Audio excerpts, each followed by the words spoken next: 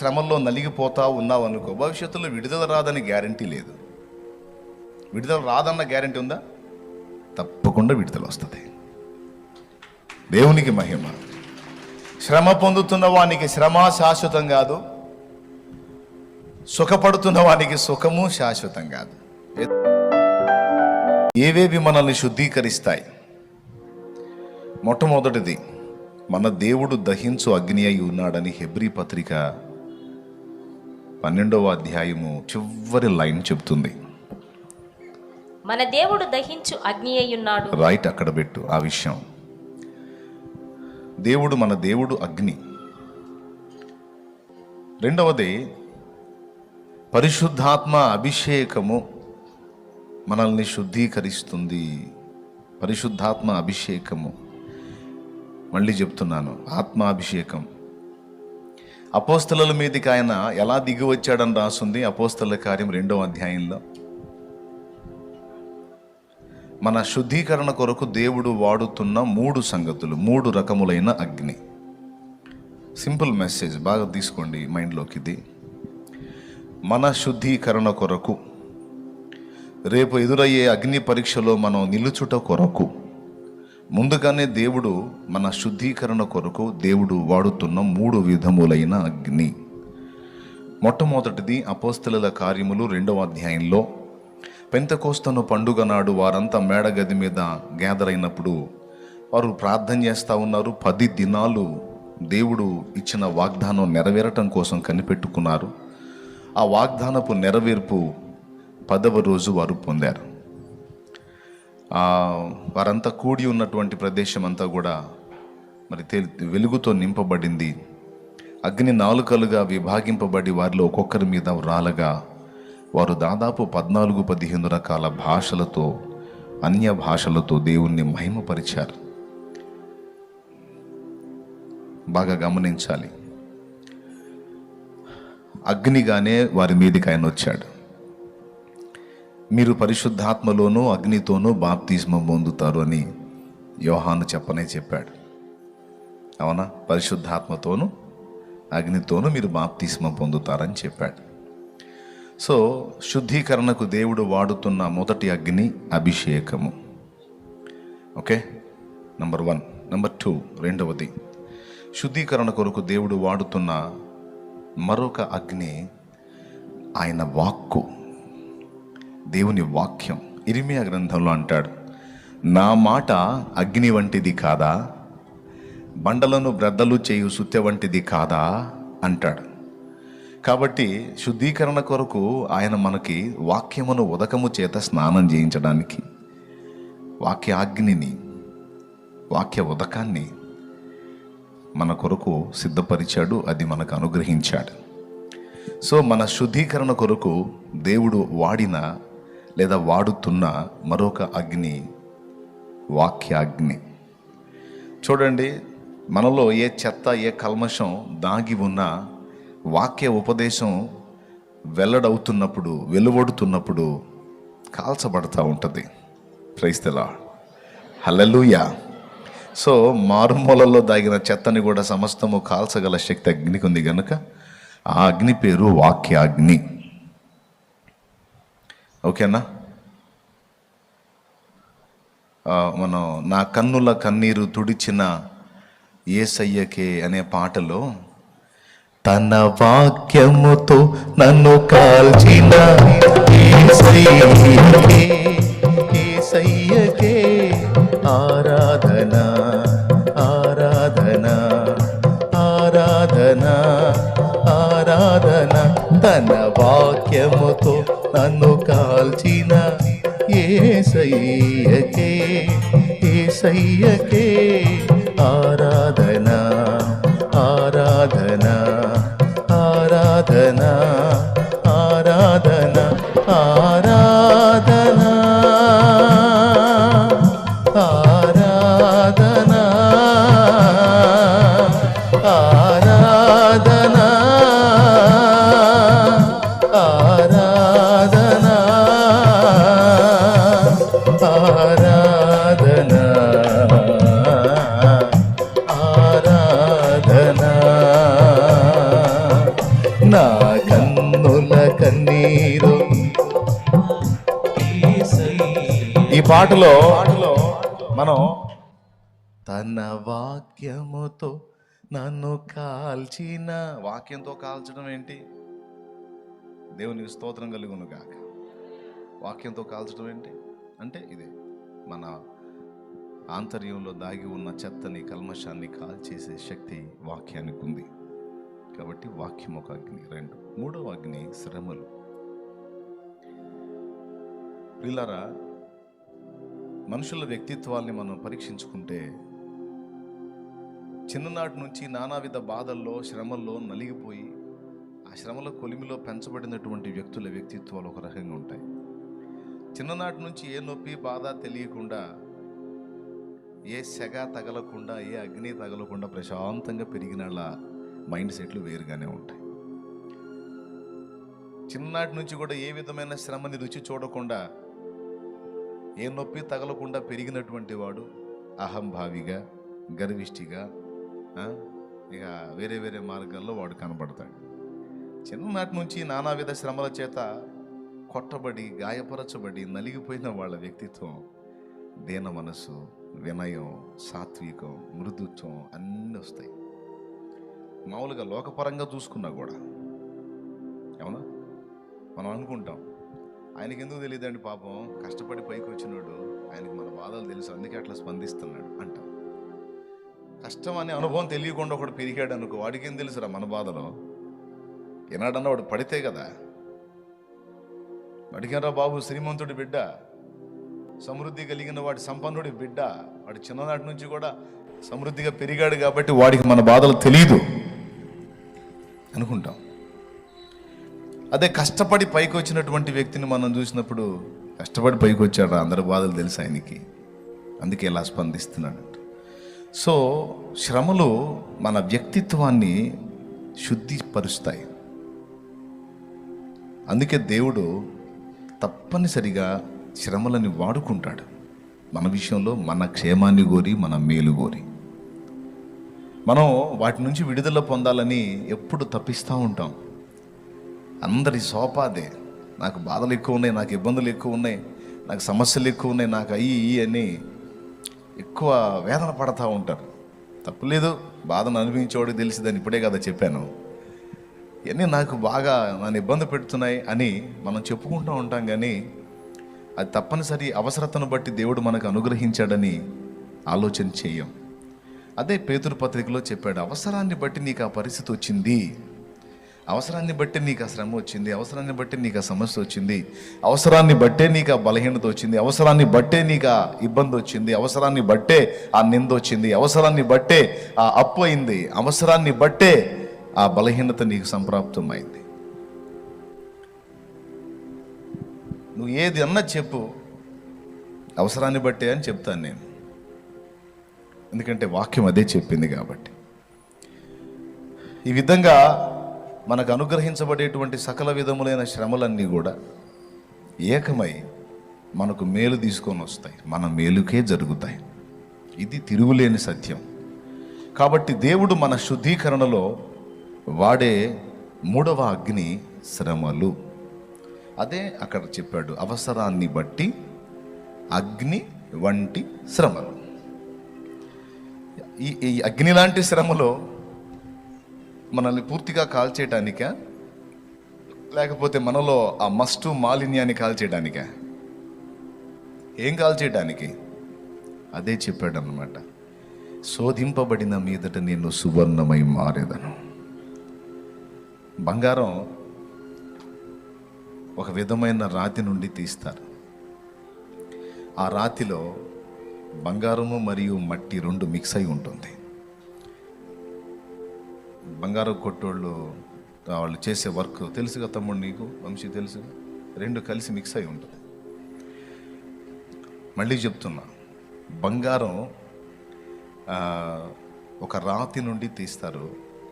అందులో తీసే ముడి బంగారంలో బంగారము మరియు మట్టి లేదా మాలిన్యం లేదా మురికి లేదా మస్టు మిక్స్ అయి ఉంటుంది.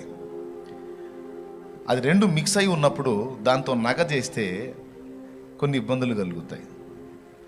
ఆ మట్టి బంగారం యొక్క బలాన్ని దెబ్బతీసే అవకాశం ఉంది. నంబర్ 1, ఆ మట్టి లేక ఆ మురికి మాలిన్యం బంగారం యొక్క తేజస్సును ఆపేసే అవకాశం ఉంది. అంత చెమకాయింపు ఉండదు. అర్థమైందా?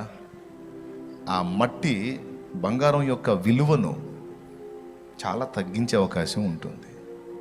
అర్థమైందా? కాబట్టి ఇప్పుడు బంగారంలో గట్టితనం రావాలంటే మట్టి తొలగిపోవాలి.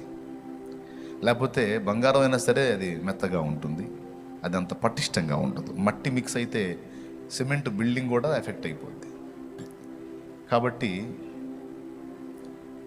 బంగారం అంటే పరలోక సంబంధమైనటువంటి వ్యక్తిత్వం, మట్టి అంటే భూ సంబంధమైంది. ఈ పరలోక సంబంధిలో ఈ భూ సంబంధమైన మట్టి కొంత మిళితమై ఉంటుంది. కొద్దిగా అర్థం చేసుకోవడానికి ప్రయత్నం చేయండి. ఈ పరలోక సంబంధిగా దేవుని రికార్డులోకి ఎక్కినటువంటి ఈ మనుష్యుడు లేక నువ్వు నేను ఎక్కడి వారంగా నిర్ణయించబడ్డా, మన పౌరత్వం ఎక్కడిది అంటే అక్కడిది. కానీ ఇక్కడ ఉన్నాం, మట్టి లోకంలో ఉన్నాం. బంగారమే, మనలందరినీ నా బంగారాలు అని రాసుకున్నాడు.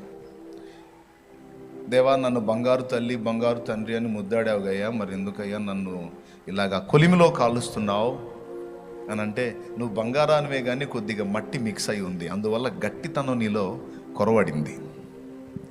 అందుకని ఈ అగ్ని పరీక్ష చేత లేదా ఈ అగ్ని చేత నీలో ఉన్న ఆ మట్టిని తొలగించే పని చేస్తున్నాను. మట్టి ఎక్కడిది? ఇక్కడిది.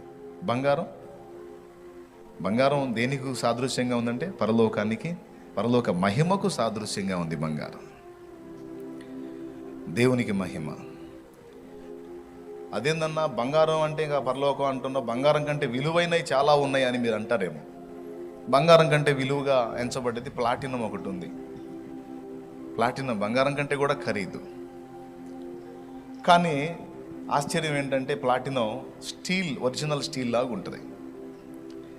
ప్లాటినంతో ఎవరైనా హారం చేయించుకున్నారనుకో, హారం చేయించుకొని, వడ్డాణం చేయించుకొని, చెవులకి చేయించుకొని, నెత్తి మీద ఇది చేయించుకొని, దేంతో?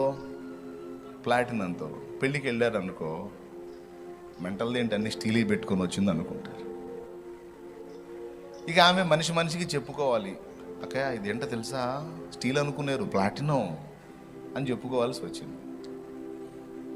అదే గోల్డ్ పెట్టుకుందనుకో, అది రోల్డ్ గోల్డ్ అయినా సరే, చాలా పెళ్ళిళ్ళలో కనపడేది అదే. చాలామంది అమాయకంగా మోసపోతూ ఉంటారు. ఆమె చూసావా ఒళ్ళంతా దిగేసింది, బుస్సే, అంతా రోల్డ్ గోల్డ్ ఎక్కువ ఉంటుంది.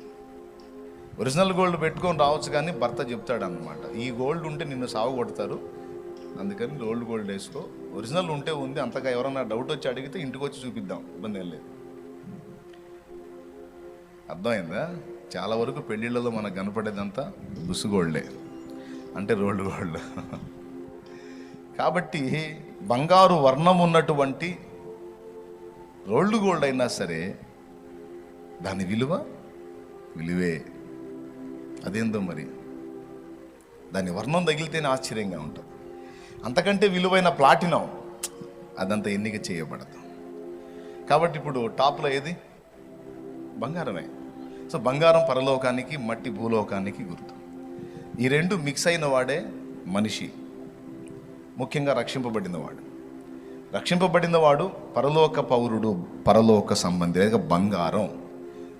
వాడు ఈ భూమిలో ఉన్నాడు, భూ సంబంధమైన ఆదాము సంబంధమైనటువంటి జీవం ఇంకా వాళ్ళలో పనిచేస్తున్న కారణం చేత కొంత మట్టి సంబంధమైన లక్షణాలు, మెంటాలిటీ, మైండ్ సెట్ ఉంటుంది, కొంత మట్టి వాసన ఉంటుంది. ఇది ఏమేం చేస్తుంది? బంగారానికి బలం తగ్గిస్తుంది, బంగారానికి వన్నె తగ్గిస్తుంది. ఈ మట్టితో అలాగున అమ్మటానికి మనం పెడితే దాని విలువ తగ్గుతుంది.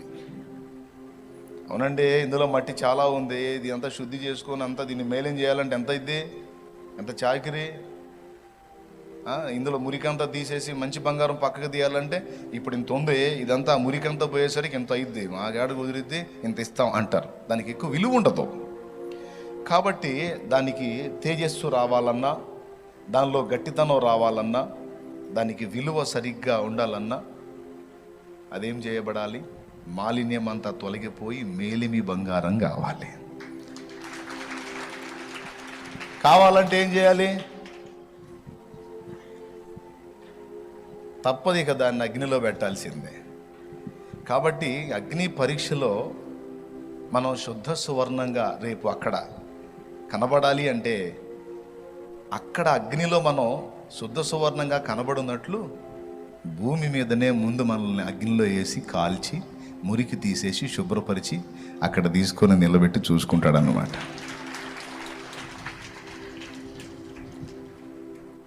ఓకేనా? ఈ కారణం చేతనే భక్తులైన వారు అగ్ని వంటి శ్రమలకు గురి అవుతూ ఉంటారు. నేను చెప్తున్నా, నువ్వు ఇప్పుడు ఎంత ప్రశాంతంగానన్నా ఉంటూ భవిష్యత్తులో శ్రమ రాదని గ్యారంటీ లేదు. ఒకవేళ ఇప్పటికీ శ్రమల్లో నలిగిపోతా ఉన్నావు అనుకో, భవిష్యత్తులో విడుదల రాదని గ్యారంటీ లేదు. విడుదల రాదన్న గ్యారంటీ ఉందా? తప్పకుండా విడుదల వస్తుంది. దేవునికి మహిమ.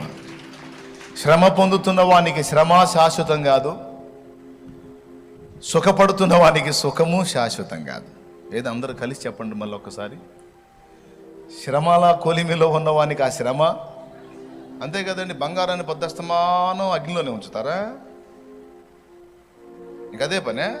ఈ పొద్దస్తమానం ఆ అగ్ని కుంపట్లో ఉంచేదానికి ఇంకెందుకు?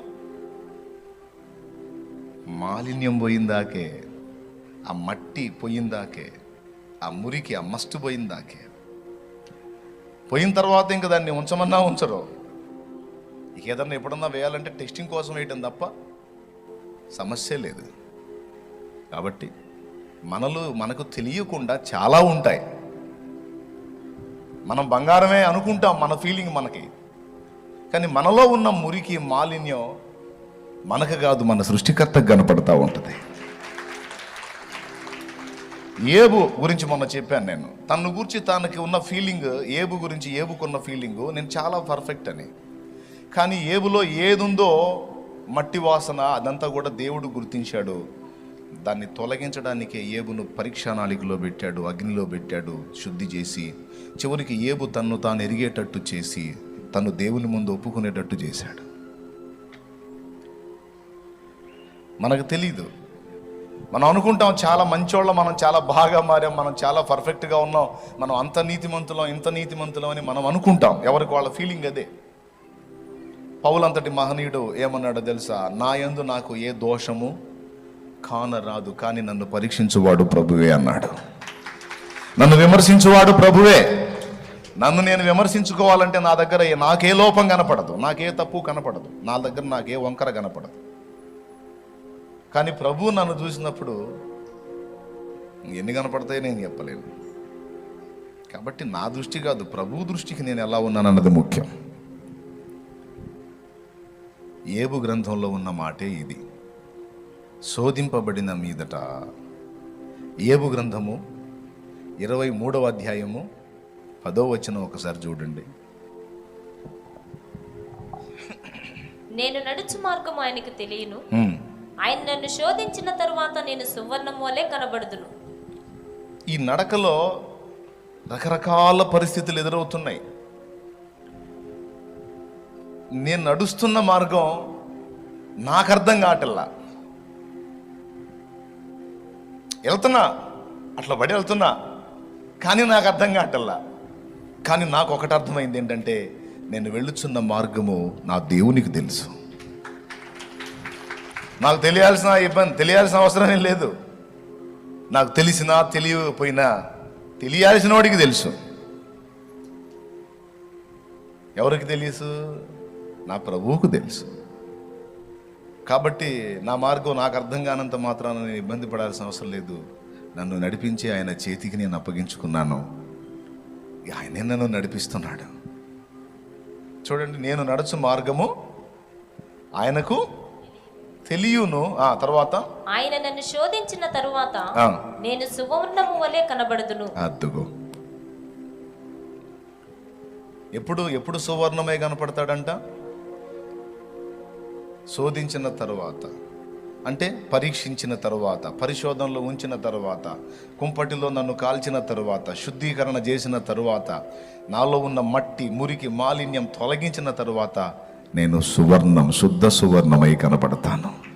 హల్లెలూయా. అందుకు భక్తుడు పాడుకున్నారన్నమాట ఇదే పదాలని. ఈరోజు నువ్వు నడుస్తున్న మార్గం నీకు అర్థం కాకపోవచ్చు. నెక్స్ట్ మజిలీ ఏంది, తర్వాత పరిస్థితి ఏంది, ఇప్పటిదాకా ఎలాగా వచ్చామో అర్థం కాలేదు, కానీ మొత్తానికి ఈ మజిలీకి వచ్చాం. ఇక నుంచి ఇక తర్వాతి మజిలీ ఏంటి అనేది అర్థం కావట్లే. కానీ నీకు అర్థం కాకపోయినా నిన్ను నడిపించే దేవునికి సమస్తము తెలిసే ఉంది.